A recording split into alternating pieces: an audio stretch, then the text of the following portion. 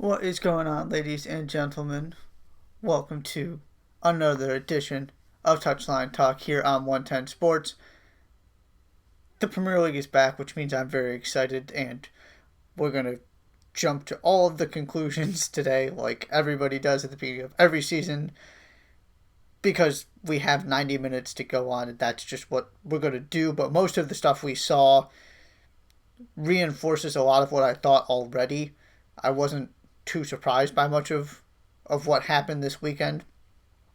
But at the end of the day, it's just great to have the new Premier League season here, new opportunities and just a fresh start for everybody, new signings coming in, all of that wonderful stuff. So we're going to talk about all of that today. We're going to get right into our first five here. There's nowhere to start in the soccer world this weekend. Well, maybe one other spot that we're going to talk about in a minute, but to me, the story of the weekend, Leeds Liverpool. There's a reason why the minute Leeds got promoted, I spent most of an entire segment talking about why everybody should be excited that they're returning to the Premier League, whether you like Leeds or not. A, they're controversial, which is always just more entertaining and makes the league better. But B, you're going to get games like this all season.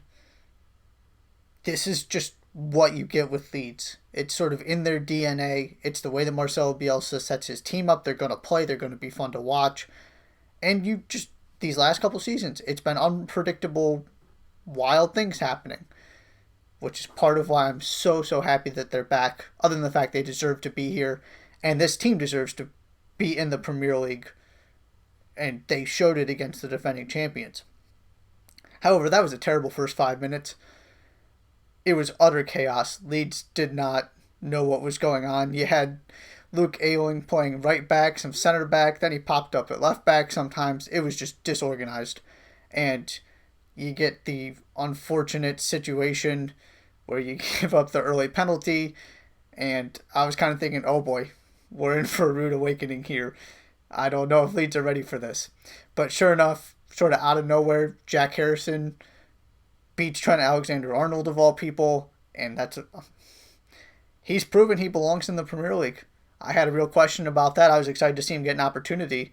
He made a statement right away. You get back in the game.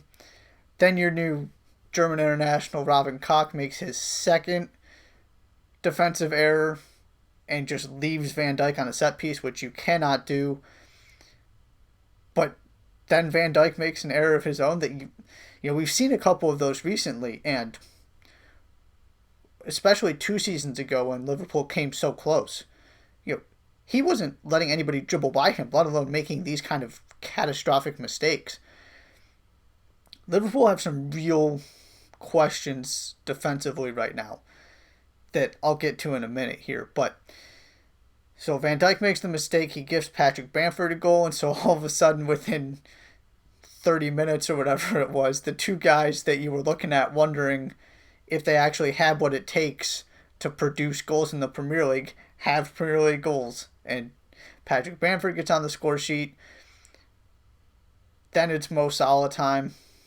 This game was really interesting. And of course it was just pure entertainment because of the back and forth chaotic nature of it. But you got a bunch of defensive mistakes that led directly to goals, and then you got some superb goals.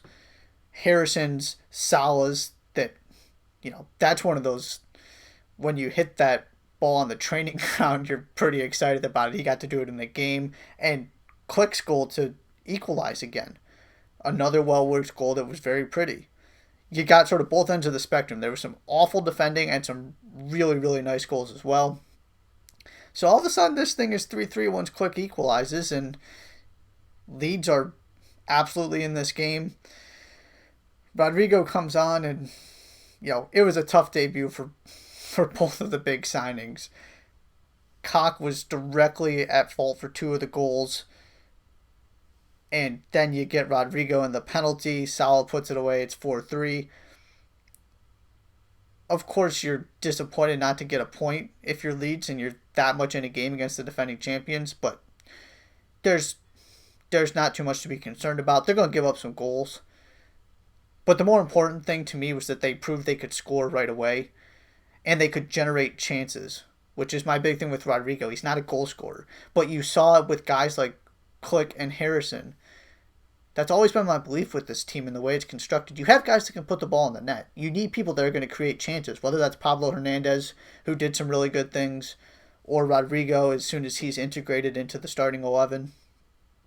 That was the most promising part of this. They basically just bypassed the midfield. Calvin Phillips can ping passes at an elite level. He is so much fun to watch. So they kind of just split into two groups. You had Phillips shielding the back four, and then you had Click and Hernandez sort of joining up as extra strikers almost. They didn't play in the middle of the park because they were just bypassing it, and it worked. That's kind of what this team is able to do because of the way that they press and the way that their midfield is constructed. And the other part of this for Leeds is Liam Cooper wasn't there. Liam Cooper is not only their captain, their emotional leader, he's the one that organizes that defense. He's also just their best center back. And so, all of a sudden, the captain's armband goes to Luke Ayling. They were utterly disorganized at times, especially at the beginning of the game. I'm not going to put too much stock into how bad that defense looked at times. I want to see what they look like against other teams with Liam Cooper in there. Getting everybody organized, settling everybody down, keeping everybody in position. I'm not too worried about that. I am more worried about what we saw from Liverpool defensively. We saw it some at the end of last season. We saw it again in the Community Shield. This is becoming a trend. And I'm still not to the point where I'm going to really freak out about it.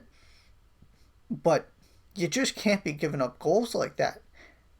And it was Van Dijk and Alexander-Arnold. You just haven't seen this from them. They've been so good, especially when they get their preferred four at the back. It's one thing when Alexander-Arnold isn't playing in the Community Shield and you got Nico Williams out there. It's something different when we're talking about Virgil van Dijk and Trent Alexander-Arnold making these mistakes. And it wasn't a system thing. It wasn't like they just got pulled too far up the field or they were pressing and playing too high of a line and somebody got in behind them. These were just individual mistakes. That is concerning. Especially in a season where I think your margin it's hard to believe their margin of error is not going to be significantly smaller than it was last season. Everybody's going to be better. Chelsea's going to be better. City's going to be better. United's going to be better. It was shaky for Liverpool, and it was really important that Liverpool got these 3 points. Because in a week where Manchester City's not playing, and Chelsea hasn't played yet, and United's not playing, all of a sudden, if you get a draw, you got 17 games left at Anfield, and you're already behind the 8 ball. If somebody else had dropped points, sorry, I guess it'd be 18 games left at Anfield, but if you drop points there, you're in trouble. Because it's not like you have somebody else who's already dropped points to fall back on. This is going to be you got to really start. This is going to be sort of a sprint marathon, which is contradictory, but of course one game isn't going to determine all that much, but I really think it's important for these teams to get off to good starts. You're not going to see somebody slip up, and you're not going to see somebody be able to catch somebody at the end and make up a 5, 6, 7, 8 point gap in the second half or final third of the season or whatever. So at the end of the day, it wasn't pretty. It was nice to see Liverpool's attack flowing that well, but they got the job done. You got to feel really, really good if you're Leeds and Marcelo Bielsa. They're going to be just fine. They belong. That's the exact kind of introduction as a neutral, as just a fan of the sport, you're hoping for this team. They showed up. It's going to be really interesting to see what they do the next couple weeks, but I'm sold. Huge for Liverpool to find a way. That's what champions do. But these are going to be fun.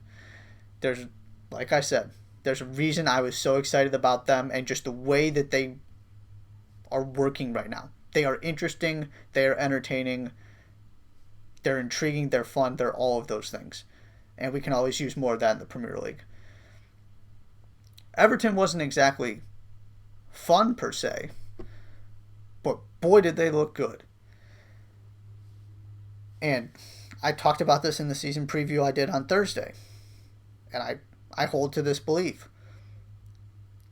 Of course, the star name is James Rodriguez, but it's not just about the James signing in midfield. They needed a complete revamp to have a chance of getting to the next level and really competing for a European spot. And so you bring in 3 new midfielders.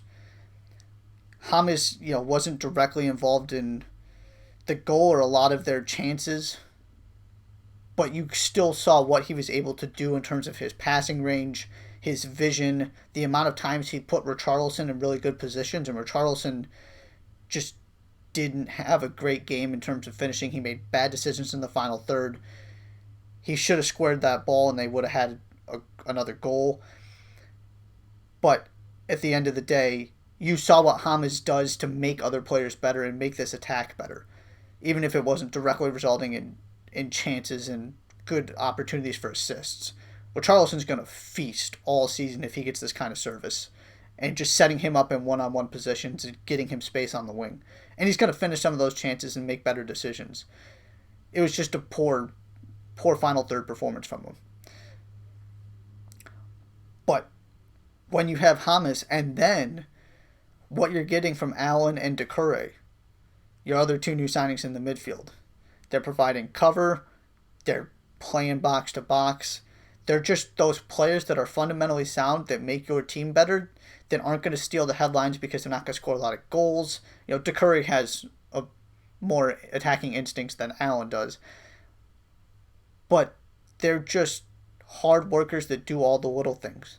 And that's kind of what this Everton team has been missing in the midfield, in addition to your difference maker. They needed upgrades at both of those spots and both of those aspects of their team. And they got it. This team is legit.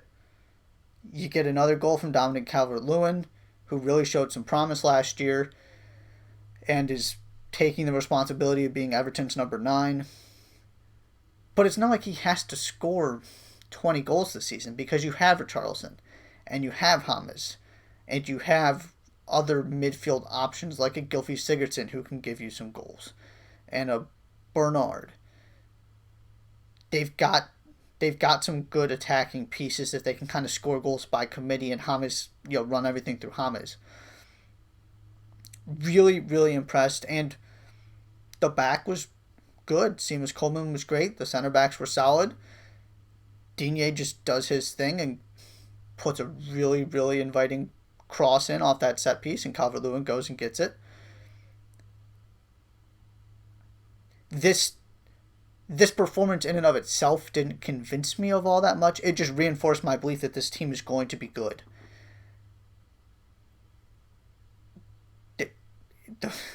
If you can get James to play at that level and get him consistently on the field, this is absolutely a team that can beat anybody in the league.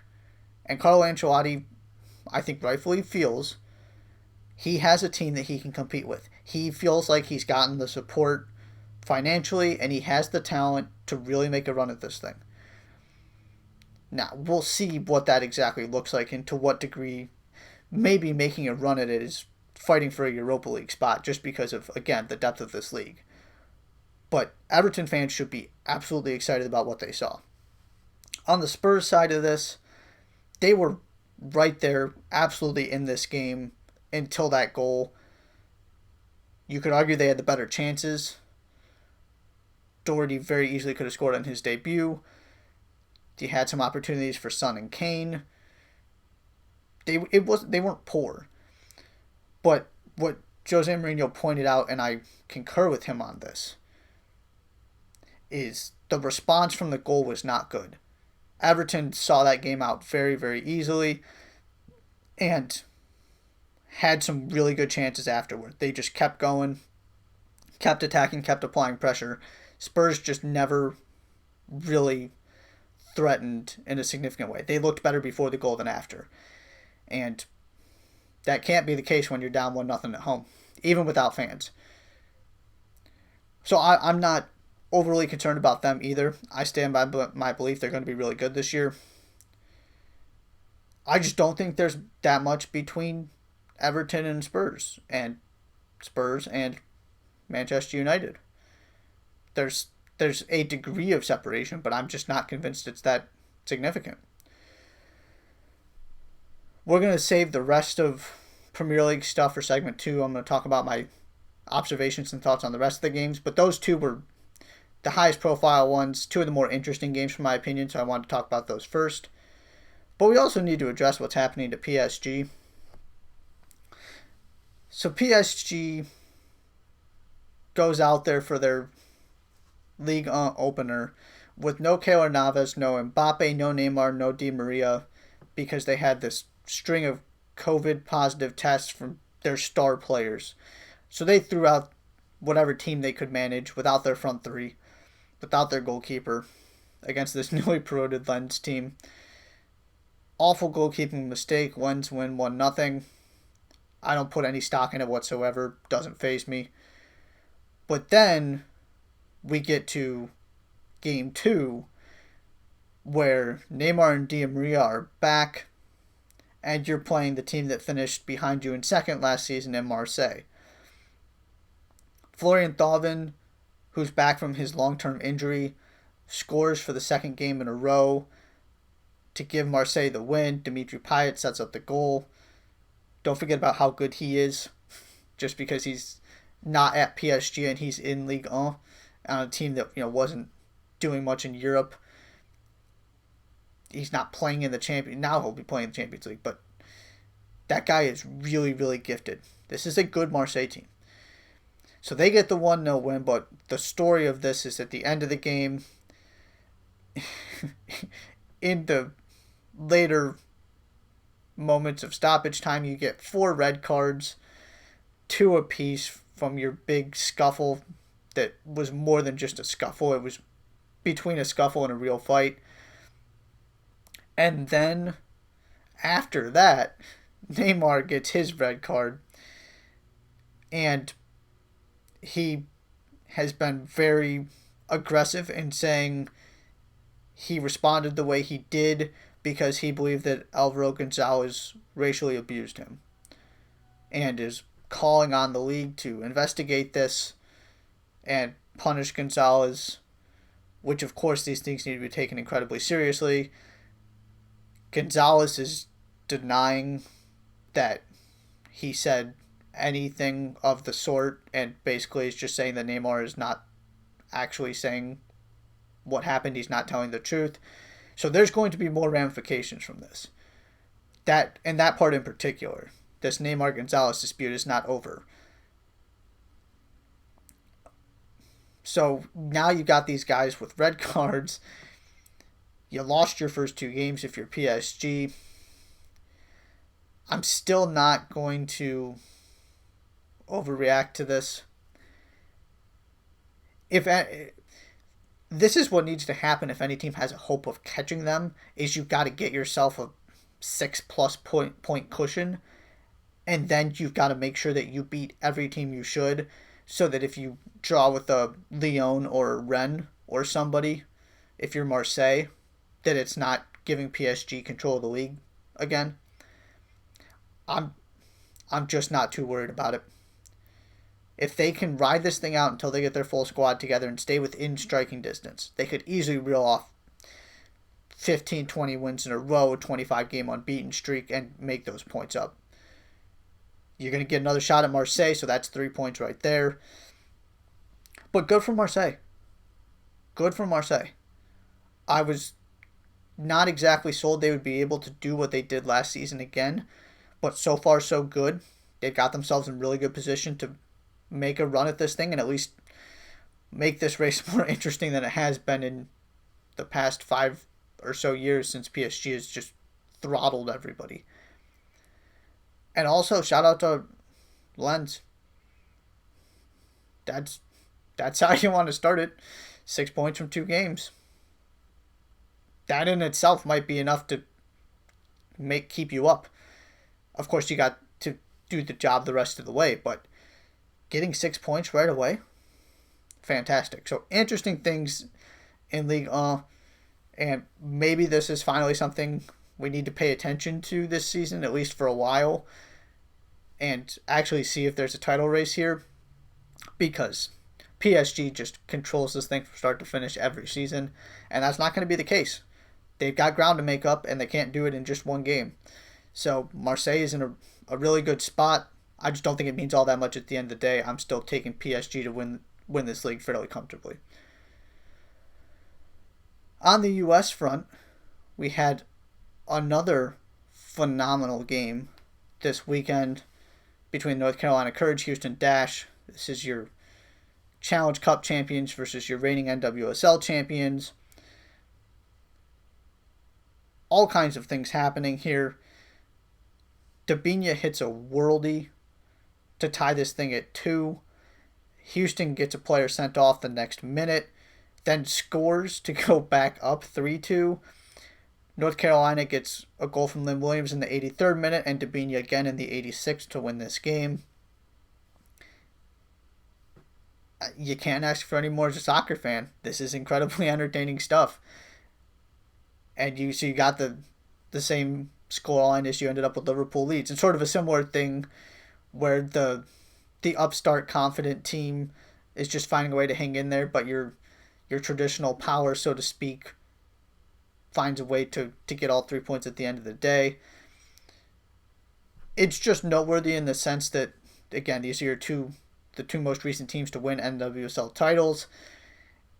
And also a reminder that this league is not just your superstars, some of whom are now in Europe, and we're going to talk about that next. I was talking about Dabinia since we did our NWSL Challenge Cup preview. This league is really good top to bottom, and the depth is much better than you would think. Michelle Prince was phenomenal for Houston. It's not just about the stars. Even if there's no Rachel Daly, no Alex Morgan, no Megan Rapinoe, this is still a league worth watching, paying attention to, and this game reminded you of that once again. The other thing here, Tottenham did some impressive business getting Alex Morgan on loan for the end of the WSL season, the rest of the season. This team is only in their second season in the WSL, and now they've got Alex Morgan playing for them. This is in addition to, of course, Rose Lavelle and Sam Mewis at Manchester City, and now Kristen Press and Tobin Heath are officially at Manchester United. Again, I'm not overly concerned about this from the NWSL's perspective. Of course, it's less than ideal, but until this becomes a long-term thing, I'm just not too worried about it.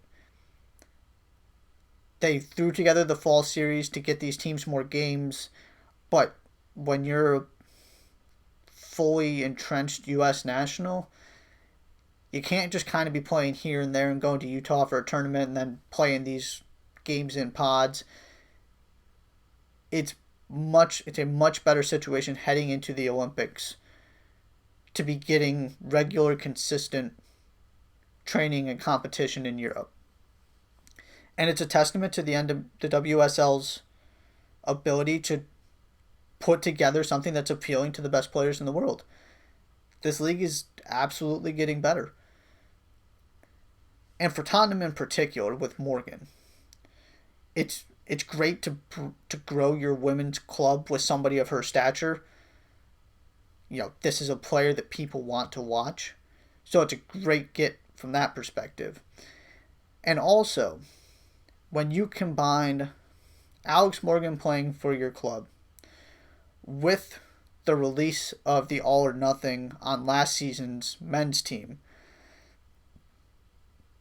Tottenham is doing a really good job building its international brand right now. Specifically targeting the U.S. with Morgan and including some NFL stuff in the All or Nothing, and having the scene of Daniel Levy showing Roger Goodell around the new White Hart Lane. Working with Amazon, of course, that was the goal, and that is to build your brand, increase visibility. So Spurs are kind of attacking that on all fronts right now. And you got to get the production on the field. A loss at home is not a great way to start if you're Jose Mourinho's team. But I'm not, like I said, I'm not overly concerned about them. Still really high on what they can do this season. But Spurs are trying to entrench themselves into the upper echelon of European soccer in just about any way they can. So it's great to help build your profile on the women's side by getting Alex Morgan, and I'm I've been fascinated watching All or Nothing. Doesn't really change how I feel about Jose Mourinho, but I am absolutely willing to sit there and watch him interact with his team and figure out what a club under him looks like all day long. So Spurs are doing some real promotional PR work right now. So I also wanted to bring that into the context of the Alex Morgan conversation. I'm just not overly I'm not overly concerned about this from NWSL. It's going to be fine. This is just the reality of the situation. And there's appeal to playing in Europe with those kind of resources at that kind of club, whether that's Man City, Man U, Tottenham, whoever, and theoretically competing in a Champions League and all of those kind of things.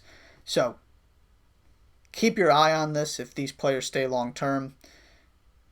But I expect Alex Morgan to be back in this, not the first time she's played in Europe. So really good get for Tottenham. NWSL is going to be fine. We saw that with the North Carolina Houston game. And it's all about preparing for the Olympics if you're these players. You're Kristen Press, you're Rose Lavelle, Alex Morgan, etc. So we'll see where it goes from here. And Pierre-Emerick Aubameyang has just signed his Arsenal deal. We got breaking news here on Touchline Talk. We're just going to throw that into this. It has no connection whatsoever other than it being another North London team. But Aubameyang's got his deal. Arsenal fans can breathe a sigh of relief. We're going to talk about them in our next segment. We're going to take our break, but when we come back, my thoughts and observations about the rest of the Premier League games from this weekend, what we've learned, what they mean moving forward, including Arsenal and Aubameyang's goal in their win over Fulham. You're watching Touchline Talk. Don't go anywhere.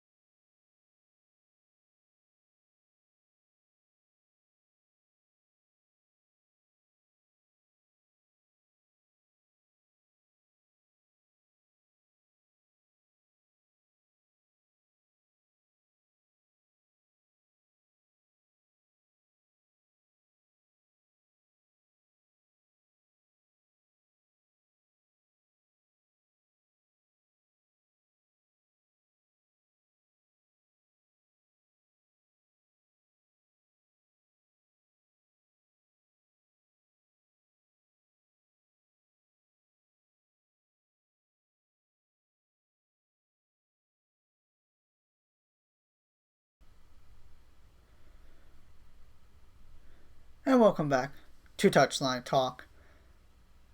As I said before the break, so we're going to get into the rest of the games because I like talking about all of these teams, especially the first time we get to see this version of what these teams are going to look like in the 2020-21 Premier League. So we're going to start with the most recent games, Monday's two results.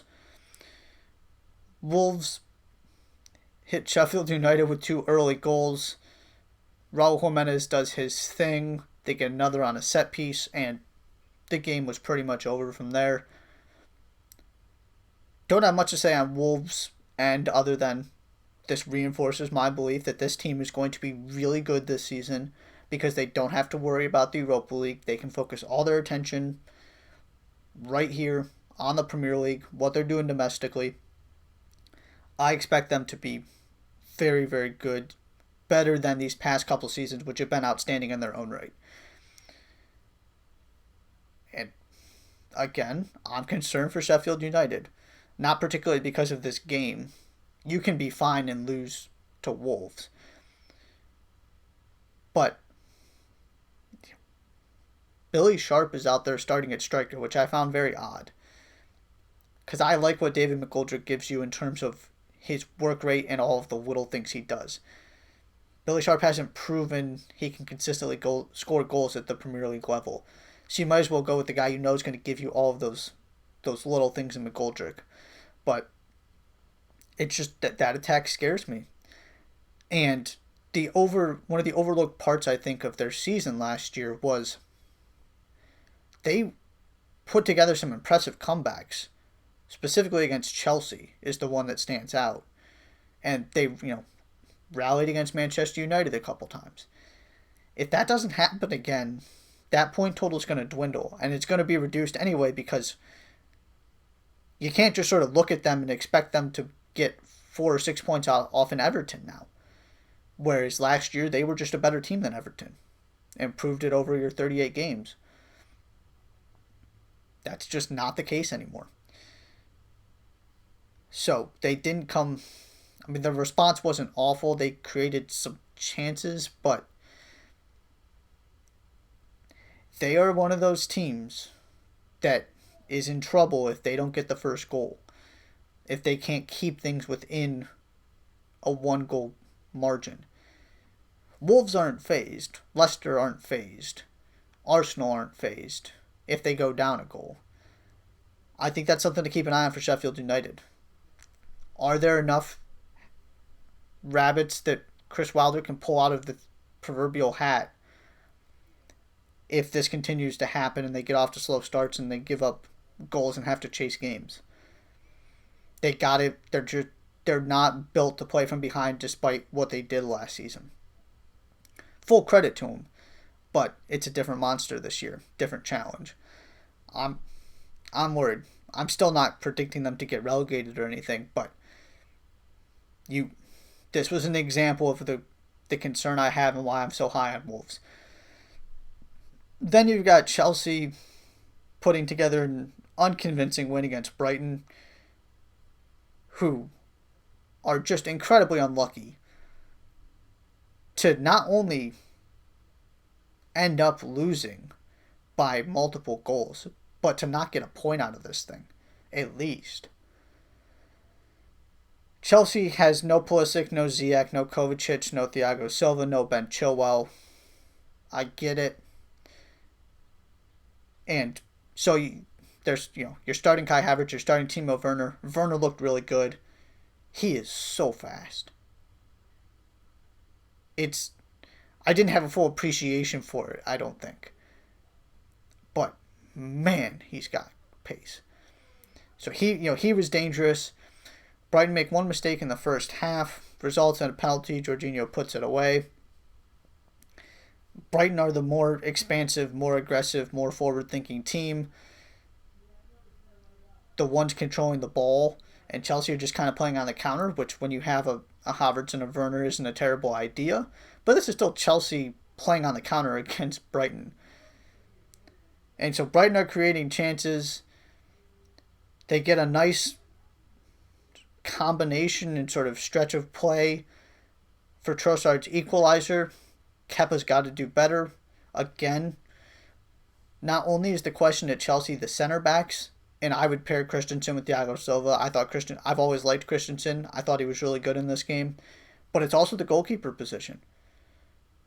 It's the same thing I've been saying about United. If you're going to really challenge for a title, you can't have, and it wasn't a horrendous mistake and a clear error. It was just one of those goals that you expect the most expensive keeper in the world to save.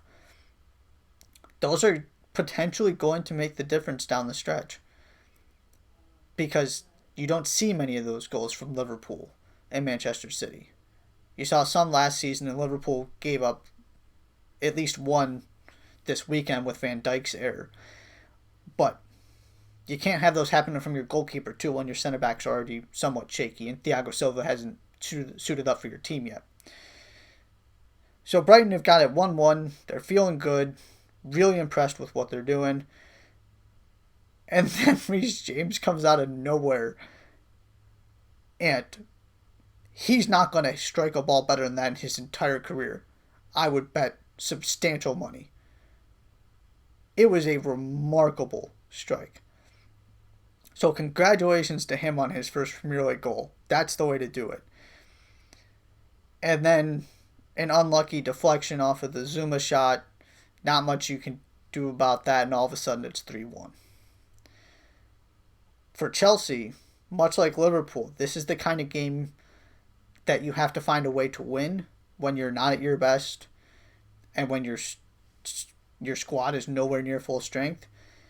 Because, particularly for Chelsea, you can't afford to be dropping these points and having to chase the title and trying to integrate all of these guys into your team. Because that's the other part of this. Liverpool drops a couple, if Liverpool would have drawn, they got some work to do, but it's not like you're concerned about their pieces fitting together and their chemistry. They're not going to lose games because their players are getting used to each other. Chelsea very well may. Because you still haven't, your center back pairing, assuming that Thiago Silva is a starter, hasn't played together before. The guy playing on the left of them hasn't played for your team and hasn't played with these center backs.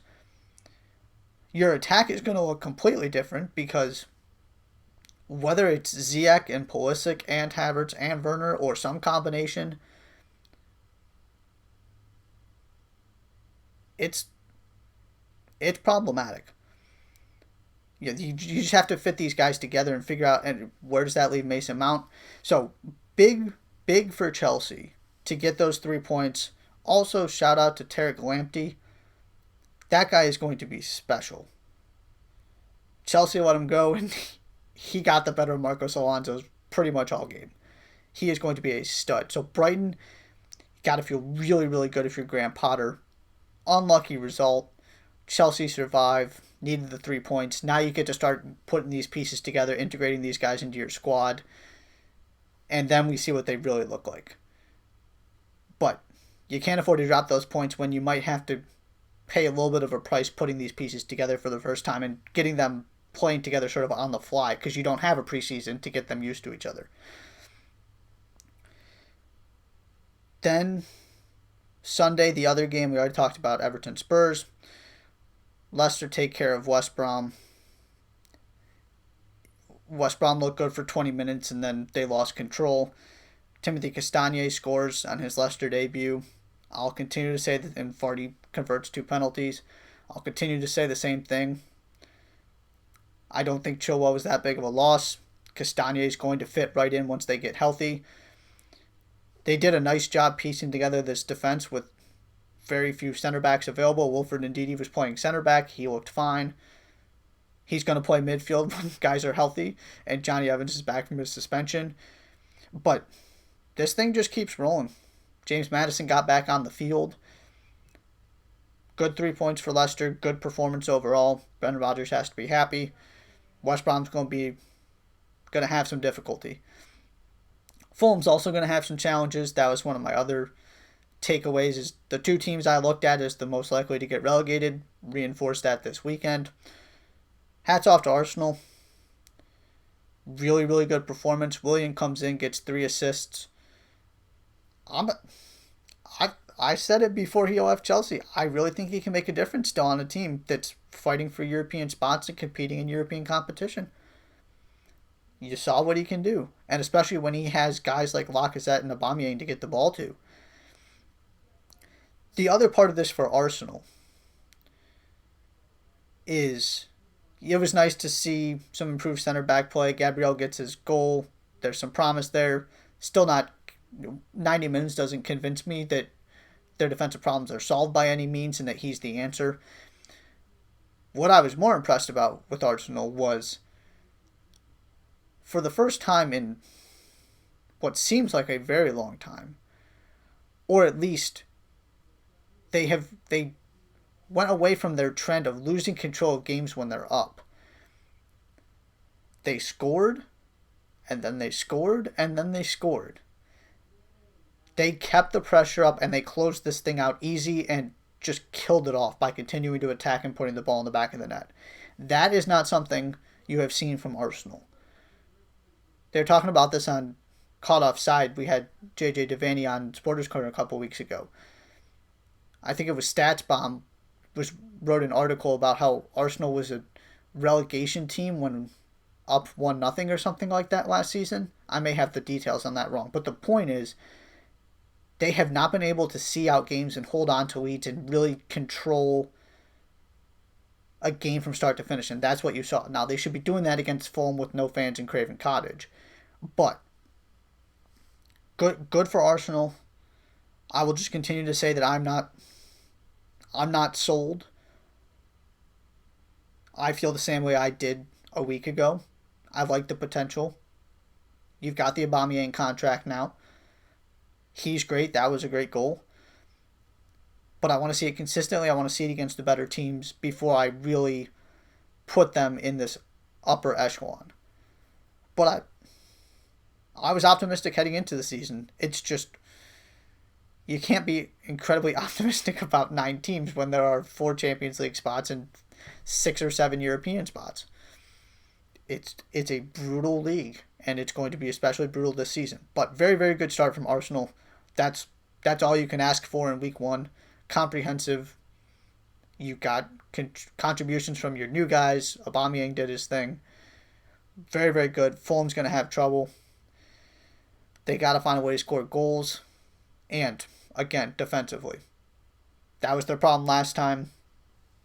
We'll see if Scott Parker can fix this. But, and it's not necessarily a game that you are supposed to get a point from. There's no need to panic, and I'm not changing my tune on them because they lost to Arsenal. They're just going to have a tough time. Southampton was rather unlucky not to get a point, but the other winner of this weekend besides Everton, to me, is Crystal Palace. Zaha scores and they just hold on for dear life. They had a couple chances. They could have put the game away. Southampton have some really good chances. Gaeta was great in net. I would argue Southampton was the better team over the 90 minutes, but Palace found a way. And for a team I believe is going to be in the relegation battle, starting off with 3 points is massive. They're still going to have a problem scoring goals. You saw it over large stretches of this game. They just don't create that much going forward. And Jordan Ayew is not a striker. He's not used to that. And you saw it with, I think it was Jeffrey Schlupp who squared a ball and identified the space, and Ayew didn't see the run quick enough. Cost him a goal. He would have put that away, but he didn't get there in time because he's not used to playing in that position. He didn't make that run. I'm still as concerned as I was before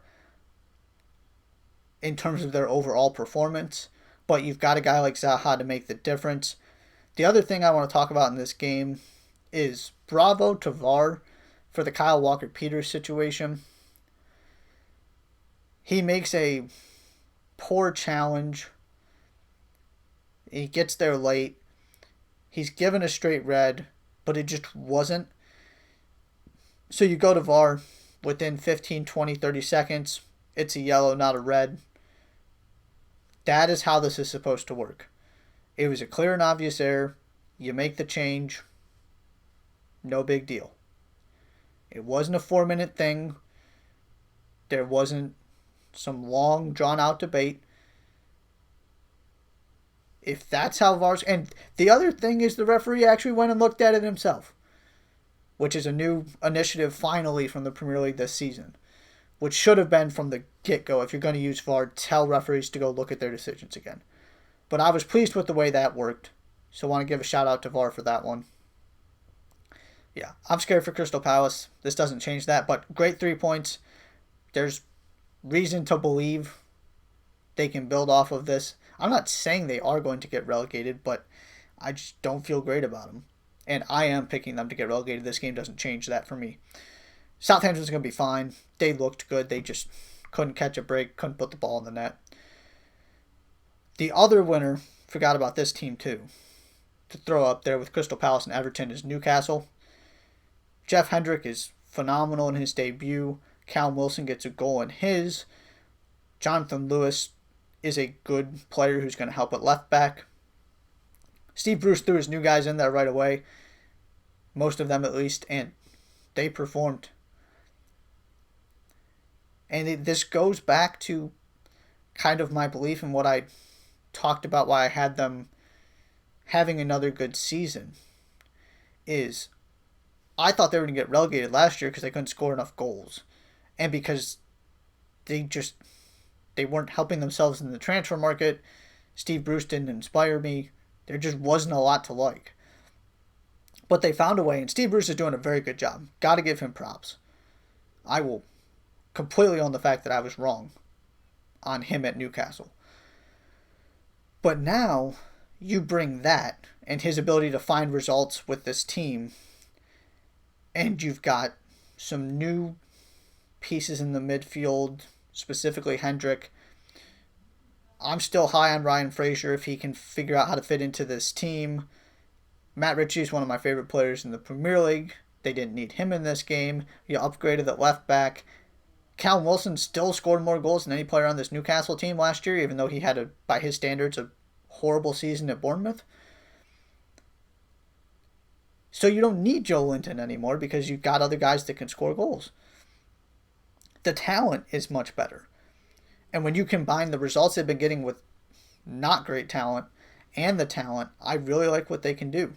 Bruce has just got to let them play. And they were more expansive and more attack-minded in this game, which made me very happy. Because, yeah, they can be brutal to watch at times. Sometimes that's what you have to do to get the result. I'm not one of those people that believes you have a moral obligation to play expansive attacking soccer and that you have a responsibility to make it pretty and entertaining. But there's also the part of this where you've got to use your players. You got to use Callum Wilson and Alan St. Maximin and all of these attacking players they have and let them play to their potential. And you saw more of that in this game. On the West Ham side, I'm starting to think this team's going to be in the relegation battle again, and I'm already considering whether I'm going to admit that I'm wrong in believing that they were going to jump back to the middle of the table. I'm not quite there yet. It's one game. It was a good performance from Newcastle. It's not the end of the world. But West Ham had 58% possession, just didn't do all that much with it. They hit the crossbar, I think it was twice in the first half. But the longer the game went on, the less impressive they looked and the more Newcastle grew into it and took control of it. You just don't want to start this way if you're David Moyes. And the other aspect here, so Graham Souness, former Liverpool and manager of other teams, who's now a pundit, starts talking about how if you're David Moyes, you're really upset with Mark Noble because Mark Noble unsettles your team by publicly expressing his frustration that you let Grady Diangana go to West Brom. I'm sorry. What? First of all, Mark Noble is as synonymous with a Premier League club as any player. He might be number 2 in the world to Lionel Messi in terms of when you think of a club, you think of a player. Is there another guy? And maybe you've got a Juventus example in there, but Mark Noble is very much West Ham. He has a right to express his frustration. And all this guy is doing is trying to help your club and saying, it's not good enough right now. And now we're letting this very promising player who everybody, including David Moyes, wanted to keep and was excited to bring back into the fold this season. And they let him go back to West Brom. Mark Noble doesn't need to be familiar with the ins and outs of the financial situation of West Ham to say this is not good enough. We need to be better. If you're really aspiring to be a team fighting for Europe, you keep Grady Diangana. It's kind of that simple. Now, I understand that the COVID threw a curveball into this whole thing, and there are financial ramifications to think about. But you would rather keep Grady Diangana than go bring in another player. They want to add in the transfer market. If you want to add in the transfer market, you have the money to keep Grady Diangana. It's just the message that was sent. And also, why are you just looking at Mark Noble? All of his teammates were liking and commenting on his post and supporting his belief. And not just random dudes, we're talking Declan Rice. It's a terrible look from an organizational perspective for West Ham.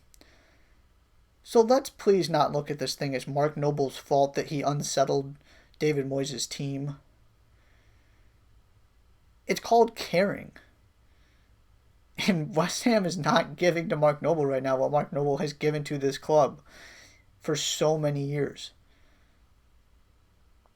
At some point, there's a price to pay for not being ambitious and not being willing to spend and missing time after time when you do spend. Because it's not like they haven't been willing to spend. It's just all those guys are on the bench because David Moyes feels like his best 11 are a conglomeration of guys who, A, have more Premier League experience, and B, just either work harder or impress him more in training or whatever it might be. Your Yarmolenkos, your Felipe Andersons, your Sebastian Hallers are all on the bench right now. That's not Mark Noble's fault. It just really frustrated me to hear that. And it's not necessarily it's not David Moyes. I'm not trying to shift from one person to another, but how about we just agree everybody needs to be better at West Ham if West Ham want to avoid relegation? I mean, geez. That's just Mark Noble trying to be somebody who is not afraid to voice his opinion, let people know how he's feeling, and just engage with the fan base too. That's the other part of this. The fans are every bit as frustrated as he is. It's not like anybody's disagreeing with his assessment. It just has to be better at West Ham all around. I don't think Mark Noble is shying away from that. He's just saying we really would have liked to keep this player. It's frustrating that he's leaving when we could use him. Especially when last season went the way it did.